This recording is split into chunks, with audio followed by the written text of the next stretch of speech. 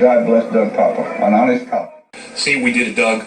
You don't come out and you don't buck the system. No matter what the reason is, you just can basically keep your mouth shut. The high price one cop is paying for telling the truth.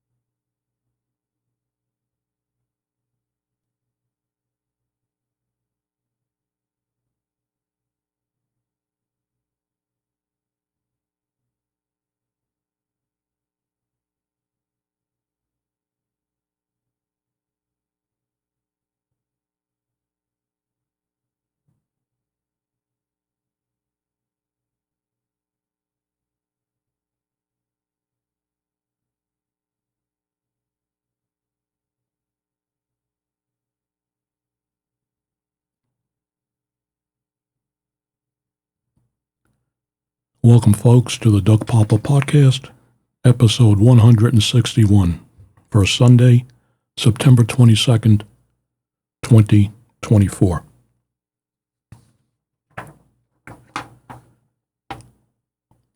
On September 19th, I posted this on my X, formerly Twitter, account.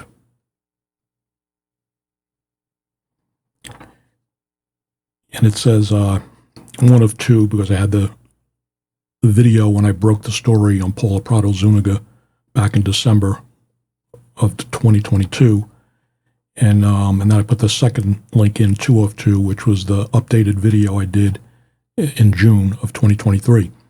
And on the screen, let me read what it says here. It says, the Doug Poppa Podcast. This was on September 19th, and I said, on December 11th, 2022, the Doug Poppa Podcast broke the story titled, Exposed, Police Failed to Act as Woman Was Being Murdered. Then I go on and I say, on September 14th, 2024, attorneys for the estate of Paula Prado Zuniga filed suit in federal court against the LVMPD. And you could see on the screen there the first and I think it's the first and second page of the lawsuit that I put up there. Now, we're going to talk about this more a little later, but in the meantime, get back on the screen here. I'm going to play a video. It's excerpts from the breaking news story when I broke the story about the cops standing by while they heard us screams in September of 2022, didn't go in because the sergeant told him to stand down and wait for SWAT. And I have that excerpts from that video and also some other videos that I did. It said the updated one I did in June of 2023 last year, and then there's a couple more in there. It's about 18 minutes, but it'll give you a synopsis in case you're not familiar with what I'm talking about, so you don't have to go back and look at the videos. And then as usual, in the description section, I'll have the links to the full videos. So let's get this video rolling and give you an idea if you're not familiar with the Paula Prado Zuniga case.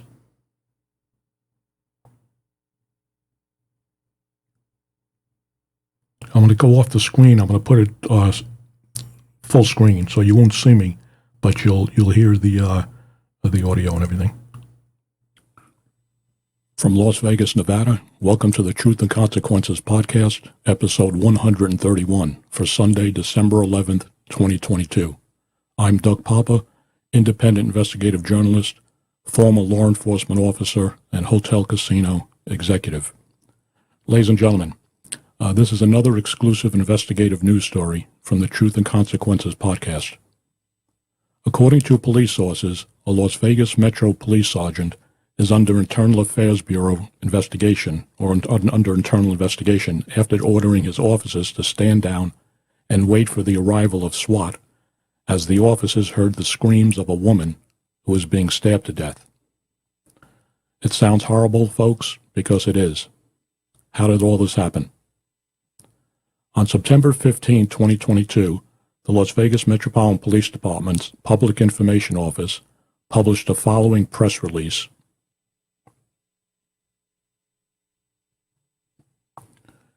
Titled, Man Arrested After Stabbing and Killing Mother. On September 14, 2022, at approximately 11:09 a.m., LVMPD dispatch received a report of a family disturbance in the 2900 block of Juniper Hills Boulevard. The caller reported his brother, 34-year-old Pablo Bonilla, and I'll spell that Bonilla, and their mother were involved in a dispute inside their apartment. The caller added that Bonilla was armed with a knife and threatening to kill their mother if she tried to leave. Arriving officers set up containment around the apartment and attempted to communicate with Bonilla and his mother to get them to exit the residence. SWAT and crisis negotiators were requested, but prior to their arrival, Bonilla exited the residence and surrendered to police without further incident.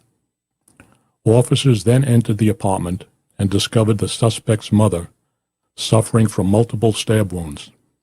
Medical personnel responded and declared the victim deceased at the scene.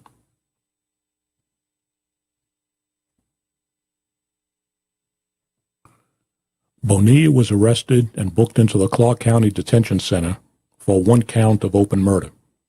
The identification of the victim, as well as the cause and manner of death, will be released by the Clark County Coroner's Office.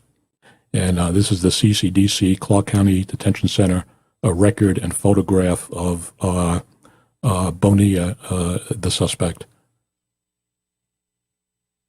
The Clark County Coroner's Office ruled that the woman, who police said was killed by her son, died from multiple stab wounds. Paula Prado Zuniga, spelled Zuniga, 74, of Las Vegas, was pronounced dead on Wednesday, September 14th, in a living room on the 2900 block of Juniper Hills Boulevard. Later reports indicated that Zuniga was stabbed 68 times all over her body, including her face. She also had defensive wounds to her hands, and police believe that she had attempted to pry the knife away from her son. When Bonilla exited the apartment and surrendered to police, he was covered in blood, holding two knives, a teddy bear, and a picture frame. Metro police are investigating a homicide right now in East Las Vegas. Sean Delancey is live from the scene with what we know right now. Sean. Yeah, Tricia, right now a man is in custody facing murder charges after police say that he stabbed his mother to death inside of this apartment complex near Nellis and Vegas Valley Drive. Police said that they got a call just after 11 this morning from a man saying his brother was inside of his house acting erratically and threatening his mother with a knife. Officer Jason Johansson with Metro's Homicide Division says that when police arrived, the caller was outside, but the mom and brother were still in the home. A police standoff began, lasting nearly an hour as police called for them to come out until the brother emerged from the home covered in blood, holding two knives. Police were able to take the brother into custody and then found the mom stabbed to death inside. I will report what was not reported by the Las Vegas Metro Police to the press and the public. Again, folks, this is exclusive information you will hear first on the Truth and Consequences podcast.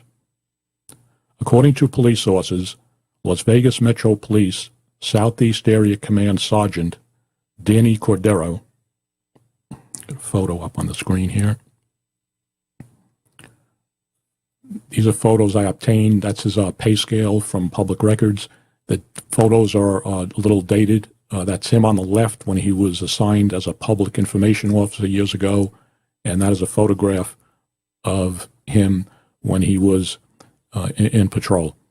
Again, going back to what I said, Southeast Area Command Sergeant Danny Cordero ordered his squad to stand down and not enter the apartment because the SWAT team was en route. They started to evacuate the surrounding area, and were in communication with Bonilla, commanding him and his mother to come out of the apartment. I was told that officers were stacked up at the apartment door. Listen to what I'm saying here. This has never been reported before and basically was concealed by Metro from the press. And in essence, when you conceal something from the press, you're concealing it from the public. I was told that officers were stacked up at the apartment door, ready to make entry, because the officers heard the screams of the woman inside as she was being attacked. Sergeant Cordero told them no, not to enter. Prior to the SWAT team's arrival, the suspect, Bonilla, exited and surrendered to the police. The same officers, ladies and gentlemen, who wanted to make entry into the apartment to save the woman's life are the officers who discovered her body inside the apartment when they made entry after Bonilla surrendered. I was told by sources that several police officers are now traumatized over the incident because they are now second-guessing themselves as to whether they should have disobeyed their sergeant's order and made entry into the apartment when they heard the woman screaming as she was being stabbed multiple times. Folks, they may have been able to prevent further injury and possibly her death, but that we will never know, because they were ordered to stand down by their sergeant and took no action. Ladies and gentlemen, had the officers disregarded their supervisor's order and made entry, that would have been the correct course of action, in my opinion. Because after the September 14th incident, which was also never reported to the news, Southeast Area Command Bureau Commander Captain Christine Buist, spelled B-U-I-S-T, and I got a photograph of her. That is Captain Christine Buist. She's the commanding officer, like I said, of the Southeast Area Command and Sergeant Cordero's supervisor. Now, why did I say, in my opinion, it would have been the correct course of action? Because, like I said, after the September 14th incident, listen to this, folks, Captain Buist wrote a statement of complaint against Sergeant Cordero for failing to take action to save the woman's life. Why? I was told that the incident should have changed immediately from a, quote, barricaded/hostage event to a rescue attempt as soon as the police officers heard the woman screaming, and Sergeant Cordero failed to do that and ordered his officers to stand down. And because of that inaction, his commanding officer, Captain Buist, wrote up the statement of complaint against him. What I just described was never divulged to the public until now, here on my podcast. Now, sources have informed me that Sergeant Danny Cordero was pulled from patrol duties and is currently assigned administrative duties inside the Southeast Area Command substation. He's not on the road. Sources said the Critical Incident Review Team, CIRT, is investigating Cordero, and that in the least, he could possibly lose his rank. Folks, keep in mind that Sheriff Joe Lombardo, who is the governor-elect, has once again kept crucial information from the press and the public. Police officers were told to stand down as a woman was being fatally stabbed, while they heard her screams emanating from inside her apartment. It's not only a terrible tragedy, but also a disgrace and another black mark on a police department. I was told that the term, quote-unquote, high-speed wobble is being used by police officers to describe Sergeant Cordero's inaction. High-speed wobble, according to sources who talked to me, is a term used in the police department to describe when an officer panics during a high-stress situation and cannot make a decision. Ladies and gentlemen, listen to what I'm saying. If indeed that is what caused Sergeant Cordero's inaction at the scene, I think it would have been the proper course of action, like I said, for a senior officer to take command, override his order to stand down, and do what they should have done which was to make entry into the apartment in an attempt to save the woman's life. But do you know the name of Paula Prado Zuniga? Zuniga. Because apparently the local Las Vegas media could care less about this. I broke this story back in December, and I haven't seen anybody pick this story up, okay? 74-year-old woman stabbed reportedly 68 times while Metro police officers stood outside her door, heard her screams as she's being killed, wanted to go in. They were stacked up to go in and were told to stand down by their sergeant, wait for SWAT. And SWAT arrived after the sun came out, okay, with the knives in his hand. They admonished all the officers during the internal investigation. Got somebody that told me that's familiar with the investigation. All those officers admonished to keep their mouth shut. In other words, they got to keep the cover-up going. Welcome, ladies and gentlemen, to the Doug Poppa podcast from Las Vegas, Nevada. For Thursday, June 1st, 2023, this is episode 146. Okay, I just played a little episodes there so you get an idea of what I'm talking about in this episode here. This is an update. It's going to be a short podcast. You all know, ladies and gentlemen, back in December 11, 2022, you saw up on the screen for my audio podcast people, you couldn't see some of the slides, but basically the slides encompassed December 11, 2022. I broke the cover-up involving Paula Prado Zuniga, 74-year-old Las Vegas resident, who was stabbed to death inside her apartment as Las Vegas Metro police officers were stacked up at her door, heard her screams as she was being killed, wanted to go in, and were told to stand down by the sergeant and wait for SWAT. And you saw in that little clip that I just played, prior to SWAT arriving, her son, who allegedly killed her, came out with the two knives in his hand, and then the cops who wanted to go in to save her life went in and saw her laying on the ground. She died. Ladies and gentlemen, I got an update. It's exclusive to the Doug Poppa podcast. And for my audio podcast people, this is exclusive also to the Doug Poppa podcast. You couldn't see the audio podcast people, not be able to see some of the stuff that was going up on the screen without any narration. So for their sake, I had some slides up on the screen, and I received, they were excerpts from the Clark County Coroner's Office report that I obtained. And these are excerpts that I put up on the screen, and I had the shots up there, and it said evidence of traumatic injury. And there are at least 69 separate sharp force injuries of the body. The sequence of their descriptions is not intended to imply sequence or severity of injuries. That's all I'm going to say on that. Ladies and gentlemen, yesterday, which was Wednesday, May 31st, 2023, the family, I've been in contact with the family, the Bonilla Prado family, for some time. And I was advised by them that they had retained counsel in this case. And for about a week or so, I've been trying to reach out to the attorney. Finally made contact with them today. And let me get some of this stuff on the screen here. The attorney is Ryan Alexander. He's a Las Vegas attorney, owns a law firm, and he's been retained by the family, as the family told me. I reached out to him today, and this is what he told me. He said, yes, I was retained to represent the estate of Paula Prado Zuniga, and he also advised me that he sent a letter of representation to the Las Vegas Metropolitan Police Department.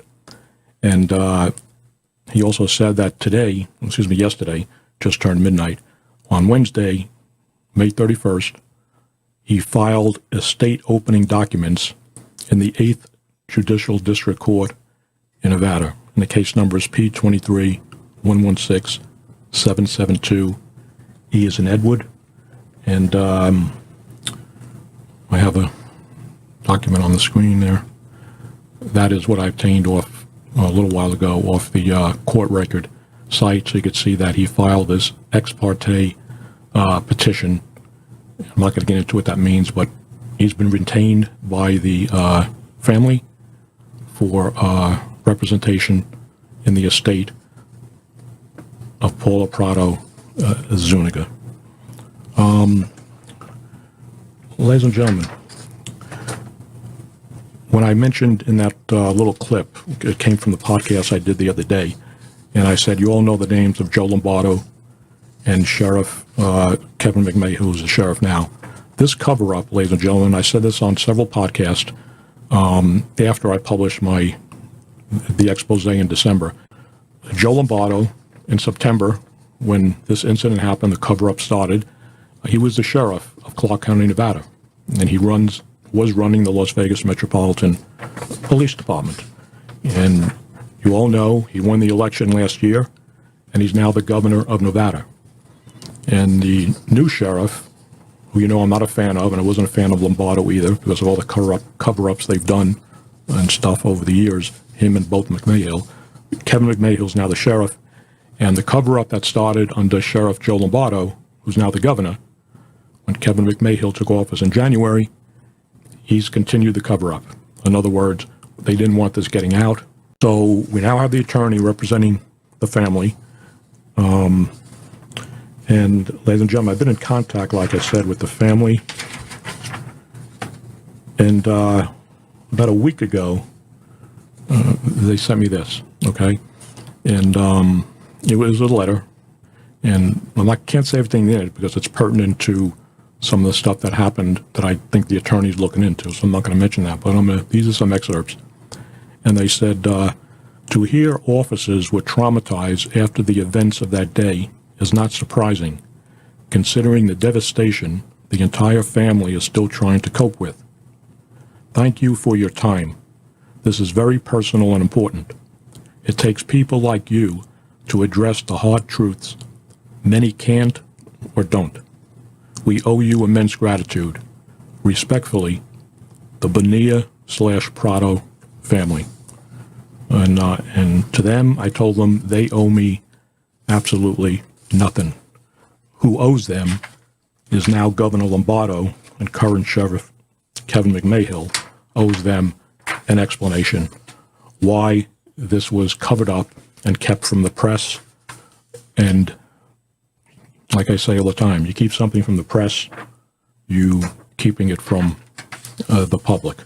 As you saw at the opening, that is the late Paula Prado Zuniga, 74 years old, allegedly killed by her son, stabbed 68 times reportedly, and you saw the excerpt I got from the coroner's office where it says at least 69 times, and very troubling. The whole thing is troubling. And then on top of it, you got the sheriff at the time, Lombardo, covering this thing up because they couldn't let it get out, and I got it out because they didn't want the public to know that the officers possibly could have saved her life. They wanted to go in, were told to stand down. So that's in the legal realm right now. Paula Prado Zuniga, the 74-year-old woman in September 14th, who was murdered in her apartment by her son as the cops were told to stand down and wait for SWAT. And the son came out before SWAT arrived, all full of blood. The cops who wanted to save her life went in, found her body, and some of them got emotional problems because of that, according to my police sources, because now they're saying, we should have just told the sergeant, fuck you, Sarge, we're going in, because that was a barricade hostage situation that should have turned into a rescue attempt the minute they heard her screams. And the captain who wrote up the sergeant, his name was Danny Cordero, for failing to take action and order the cops to take action. She retired from the police department.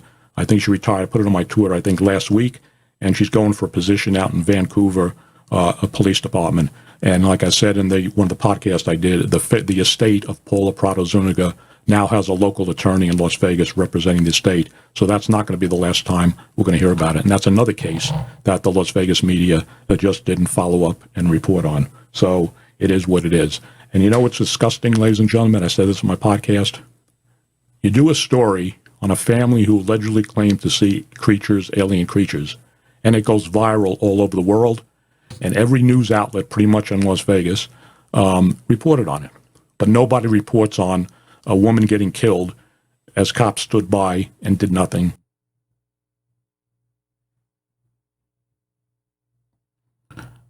Okay, folks, that gave you an idea of what went on with my investigation with the Paula Prado Zuniga case. Now, I'll give you an update on, I do updates, like I said, in the description section of my videos when I get new information, and a lot of it I haven't talked about on podcasts. I'm going to talk a few based on my investigation as the time went on with this. Like I said, I first broke the story in December 11th of 2022. But on September 18, 2023, Pablo Bonilla, the son who murdered the mother, Paula, he accepted a plea deal of second-degree murder, and the sentencing hearing was scheduled for November 9, 2023. And then at the sentencing hearing on November 9, 2023, Nevada 8th Judicial District Court Judge Tierra Jones sentenced Bonilla according to the stipulations of the plea agreement. Jones sentenced Bonilla to a 10-year to life term on the second-degree murder charge, plus a consecutive 8 to 20-year term on a deadly weapon enhancement because of the knives he used when he killed his mother.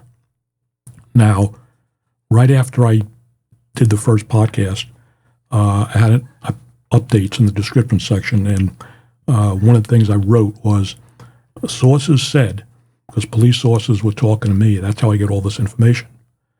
Police said officers who were interviewed as part of the internal investigation were told not to discuss the incident with anyone. In other words, they were admonished, keep their mouth shut. I was told that sergeants at various area commands throughout the Las Vegas Valley have instructed officers at briefings that when they hear screams on similar calls as the Paula Prado Zuniga call, they need to take action. Not to make a joke about anything, but no kidding, because that was the policy also that was in place for a long time, including when Paula Prado Zuniga was being murdered and the cops were told to stand down and wait for SWAT. But they just told all the officers at all the area commands, make sure if you have a similar call, you hear screams, you go in and you do a rescue attempt. And I'm more on that here in a couple of minutes. You're going to find something very interesting. I did an update on January 15th of 2023. And I said I submitted public records request to the LVMPD for communication center audio recordings of the incident and all reports completed by officers/supervisors who were at the scene. I was told that nothing will be released, including body camera video, as at the time was an open murder investigation. Now it's not any longer, but being that there's a pending lawsuit, I don't know if they're going to release any of this stuff. Now, I don't have a lot of finances yet, like the body camera and stuff, so maybe if there's a local news outlet now that wants to get interested in this, maybe they have the funds to get all these documents, or we may have to wait if this ever goes to trial. And I'll tell you why I don't think this lawsuit's ever going to hit a civil jury. But anyway, that's what I put out there. On May 14th of 2023, I wrote, sources at the LVMPD say Southeast Area Command Sergeant Daniel Cordero still on restricted duty at the Southeast Area Command. Cordero was offered a demotion from sergeant with the caveat that if he accepted the deal, he would not face any other discipline and would have to forfeit his right to appeal. I was told Cordero turned down the offer, and then I said the cover-up continues because the public did not know about it.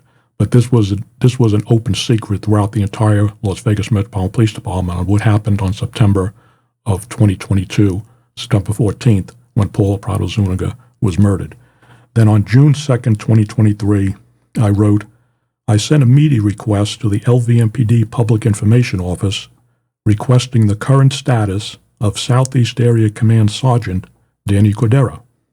because people were telling me what was going on with him, but I wanted to see what their official version was.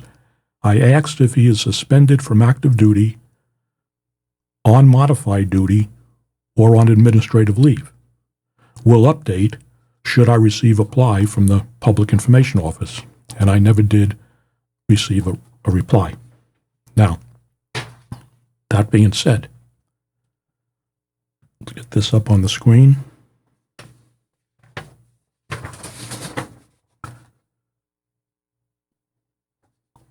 Okay. What you're looking at here on the left-hand side, and I'll read it if you can't see it if you don't have a big screen, but I posted this on October 5th of 2023 on my X, formerly Twitter account. Again, at Doug Poppa1, the Doug Poppa podcast. That's where you go, because I put a lot of stuff on there as soon as I get information before I even do podcast. So on October 5th, 2023, at 3:22 in the afternoon, on the left-hand side, I said, breaking. LVMPD sources say Sergeant Danny Cordero was demoted back to officer, now assigned to Enterprise Area Command. Demotion considered major discipline and admission of guilt when he ordered officers to stand down while Paula Prado Zuniga was murdered. Then on the right-hand side, that's on October 9th, 2023, I got more information from police sources. This is what they were telling me. So I put it out, and I said, update. Sources say Officer Danny Cordero is now assigned to a community outreach spot at the Enterprise Area Command. He does not handle regular calls for service. Sources say cushy job with minimal risk. Okay, so we got that out of the way. Now, ladies and gentlemen, this is very important, okay? And it's important, I believe, I'm not an attorney, to the pending lawsuit. Let me get this up on the screen.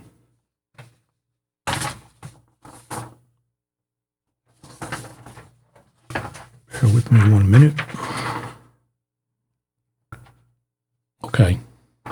Now again, October 9th of 2023, I posted this on my X account, and I said, on September 14, 2022, Las Vegas Metropolitan Police Department officers were told to stand down by their sergeant as they heard the screams of Paula Prado Zuniga, 74, who was being stabbed to death. She never got a rescue attempt. On July 21st, 2023, a similar incident had a much different ending. That woman was rescued. And what you're seeing on the screen is a video clip that you'll see shortly that I put it on my Twitter. It's about 1.5 minutes, and that's where this is coming from. But on the right-hand side there, I color-coded, that was the press release that you'll see in the video. But it said July 22nd, 2023 from the Las Vegas Metropolitan Police Department for immediate release. Now listen to this. It says LVMPD investigates 4th OIS of 2023. That's officer-involved shooting. And then as you can see the highlighted there, I have it highlighted. On the right, I say on July 21st, this is Metro, it's a press release, on July 21st, 2023 at approximately 8:55 p.m., Las Vegas Metropolitan Police Department dispatch received a report of a male threatening family members with a knife inside a residence in the 2100 block of Valley Drive. Officers arrived and learned the suspect was inside with the female, threatening to hurt her and himself with a knife. Officers heard the female screaming and made entry to rescue her. During the rescue, an officer discharged his firearm, striking the subject. Okay? Back on the screen here.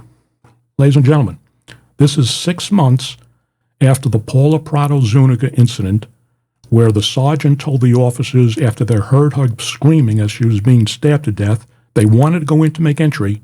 He said, stand down because SWAT's on the way. And like as you heard in those videos, by the time SWAT came, the suspect, the son, had already came out. 6 months later, less than 6 months, they had a similar incident, man with a knife holding a female inside a residence.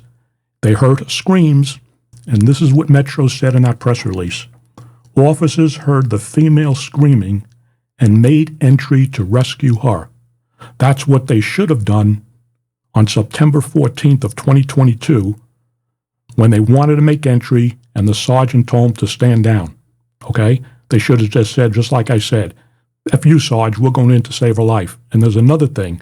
The lieutenant that was on duty, his name was Michael Welch. He was a lieutenant. He's since been promoted to captain after this, believe it or not.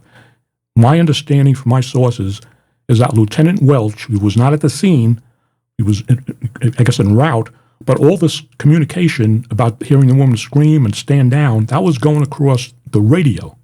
So my sources are saying he should have got on the radio and said, disregard what the sergeant said, go in and save her life. But that's what I'm hearing from sources. So hopefully when this lawsuit gets going, we may be able to get some of these body cam video, the audio recordings from the dispatch. If it's not been destroyed, I doubt it is, but who knows. But again, 6 months later, similar incident. This time the officers heard the female screaming, and Metro said they went in to make entry to rescue her, which was the policy on July of 2023 when this incident happened, and it was the same policy that was in effect on September 14th of 2022 when Paula Prado Zuniga was being stabbed to death, and the officers were told not to make entry, to wait for SWAT. I want to get that out. Now, I said I put the, I did a video on Twitter, and I did that last year, and I want you to play this. I want you to listen to this. It'll be full screen, so I'll be getting off the screen here.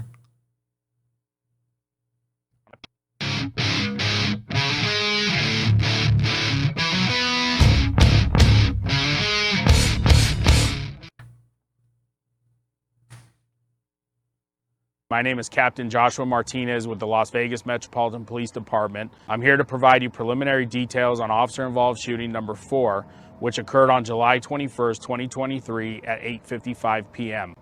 Officers received details of a male armed with a knife and a female inside the residence. Upon arrival, officers made contact with the male. The female was inside the residence.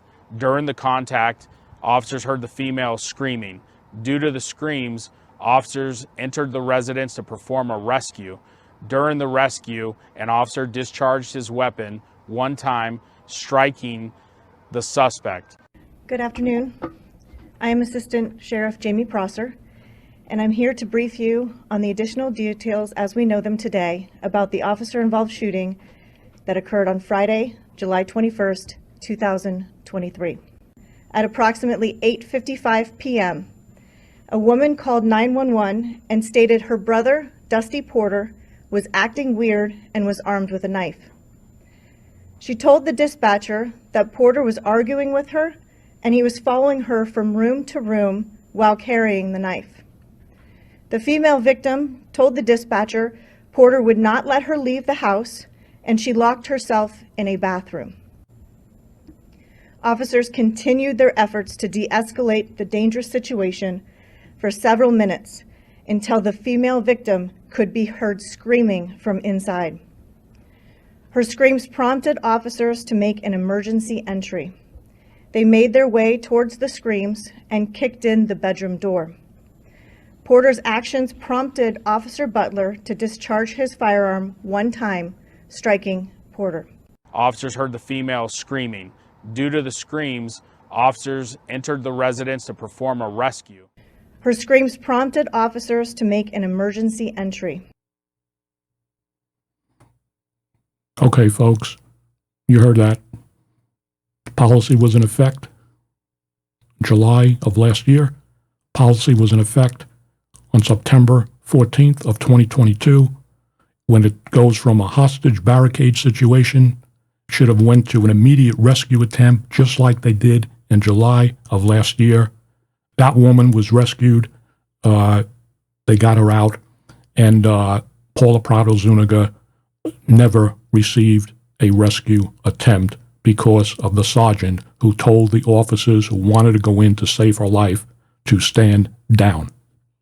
And if I sound pissed off about this, I am, okay? And I'm pissed off that the local media has never followed up on this story when they all got my podcast sent to their news desk.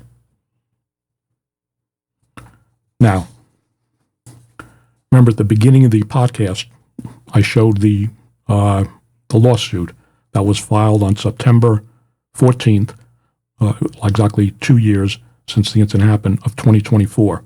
And I'm going to loop this 12-page, because I'm not reading 12 pages. I'm not going to read all of it. I'm reading excerpts. You can go back, like I said yesterday on the other podcast, freeze it, and read the whole thing if you want.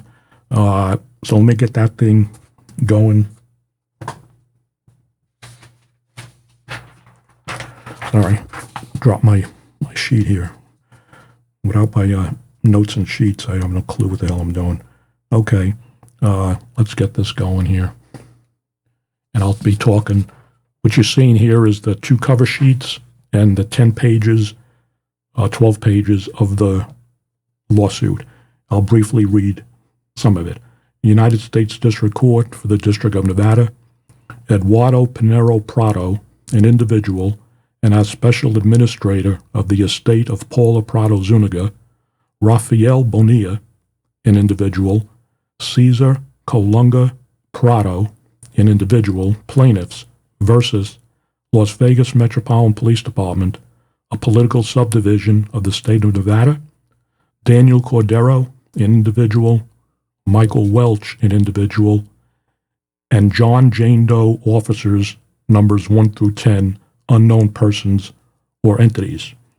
And complaint, claims for relief, number 1, negligence, number 2, violation of civil rights under 42 U.S.C. 1983. Number 3, violation of civil rights under 42 U.S.C. 1983, Monell liability. Number 4, violation of Nevada Constitution. Number 5, wrongful death. Number 6, false imprisonment. I'm going to read some excerpts. We already told you who the plaintiffs were and the defendants, so I'm not going to go read that. We'll go to page 2, general allegations. On or about September 14, 2022, Pablo Bonilla was at his mother, Paula Prado Zuniga's apartment in Clark County, Nevada. Bonilla was acting erratically and threatened his mother with kitchen knives. Plaintiffs Eduardo Pinero Prado, Rafael Bonilla, and Cesar Colunga Prado are Paula Prado Zuniga's other sons. Colunga was present with Prado Zuniga and Bonilla and fled the apartment for help from a neighbor who called 911. LVMPD officers reported to the scene and surrounded the apartment. Prado Zuniga was heard by LVMPD and others, along with Bonilla, making threats. Various LVMPD officers on scene wanted to breach the apartment to save Prado Zuniga. LVMPD officer Daniel Cordero, he was actually the sergeant, ladies and gentlemen, was on duty for LVMPD and ordered the other officers on the scene to stand down and to not breach the apartment to save Prado Zuniga from Bonilla. Upon information and belief, Officer Michael Welch, he was a lieutenant, was also on duty for LVMPD and concurred with Cordero's orders or otherwise confirmed that LVMPD was not to breach to save Paula Prado Zuniga. Instead of focusing on saving Paula Prado Zuniga, LVMPD put their efforts into securing the perimeter around the apartment. LVMPD detained others outside the residence, including Prado Zuniga's son, preventing them from trying to save Prado Zuniga from Bonilla. Colunga or other family members could have entered and calmed or disarmed the brother Bonilla, but for LVMPD intervention. LVMPD officers were armed with various firearms and assault weapons while Bonilla reportedly had 2 kitchen knives. After approximately 30 minutes on scene, LVMPD officers could hear Bonilla stabbing Prado Zuniga repeatedly and Prado Zuniga's screams for help. Number 26, LVMPD officers were told to stand down, and they stood outside the apartment and listened to Paula Prado Zuniga be horrifically murdered by her own son Bonilla, stabbing her with a kitchen knife approximately 68 times throughout her body. After Prado Zuniga was stabbed to death, LVMPD officers then called Bonilla out with the bullhorn, and when Bonilla appeared at the doorway, he was handcuffed and taken into custody. LVMPD failed to use proper rescue procedures to save Prado Zuniga when they knew that she was in mortal danger, and worse, when they could hear her screaming for help, being stabbed to death. In the time it took for Bonilla to stab Paula Prado Zuniga 68 times, the LVMPD officers who wanted to intervene had sufficient time to enter the apartment and engage Bonilla with force. Then I'm skipping down to page 4, number 35. LVMPD officers chose not to intervene and rescue Prado Zuniga, and in doing so, chose to let Bonilla murder Prado Zuniga in front of them. Actually, it was in the apartment. They was in front of them, but it was inside the apartment. That's my thing. I'm just reading what the attorney wrote. Through barricade, detaining Colunga, the son, while refusing requests to engage Bonilla and save Prado Zuniga, Cordero and LVMPD actively created a situation which led directly to the damaging result of Paula Prado Zuniga's death. LVMPD guidelines for the use of force also explain that force is to be used to prevent death or injury. Elements of deadly force. 3. Imminent jeopardy. Based upon all the facts and circumstances confronting the officer reasonably believes the subject poses an imminent threat to the life of the officers or other third parties, and the officer must and immediately to prevent death or serious bodily injury. Number 38, upon information and belief, Cordero was reprimanded for his leadership failures and was moved post-rank duties or otherwise disciplined.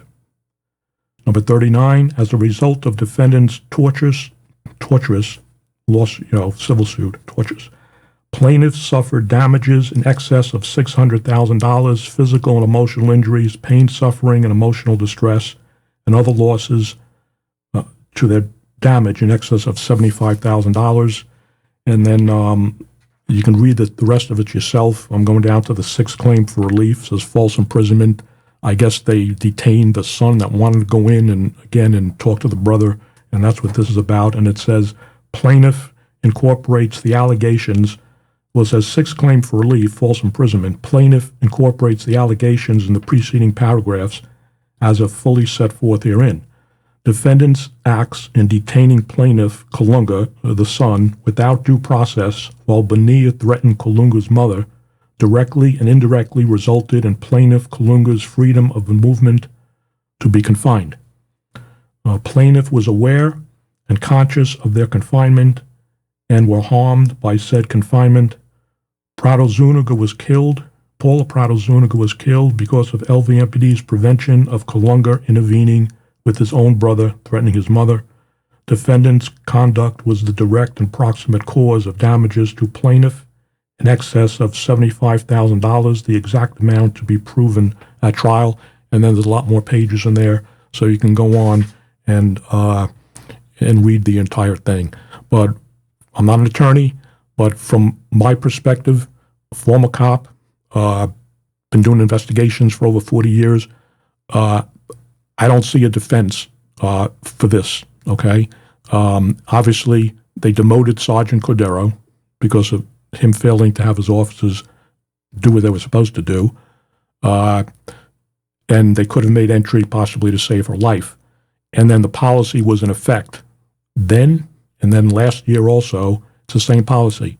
When it goes from a hostage barricade situation, when you hear the person screaming for help, knowing they're in jeopardy, you make immediate entry to try to save your life, which they did. You saw the video and you saw the press release from Metro when that other woman was screaming and the guy had a knife and they went in and they shot the guy and they saved the woman. That's what should have happened to Paula Prado Zuniga on September 14th of 2022.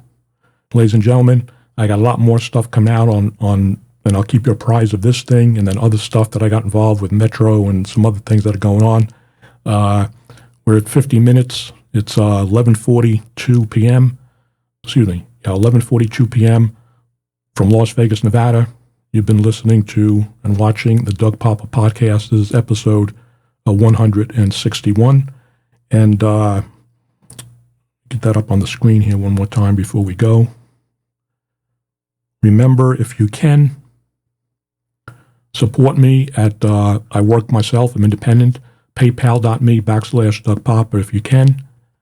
Contact, serious inquiries only, dpop@proton.me. It's an encrypted email service. And I will see you on the next episode. Thanks for listening. And God bless, rest in peace, Paula Prado Zuniga. It's a sad state of affairs. That's all I can say. See you on the next episode. If I wouldn't do it all over again, I would take the badge and I would leave it on somebody's desk and get out of police work. One man who confronted truth and consequences.